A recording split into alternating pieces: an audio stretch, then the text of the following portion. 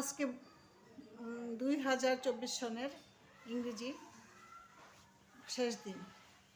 তো আজকে এই বিকেলবেলা আমার নাতিনদের সাথে আমি খুব মাস্তি করতেছি। তো 24 সনটা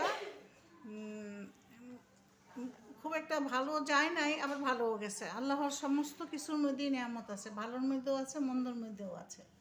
তো কোনো কিছুর নিয়ামত ছাড়া না। আগামীকাল থেকে নতুন বছর শুরু হবে, জানুয়ারির 1 তারিখ 25 সন 2025।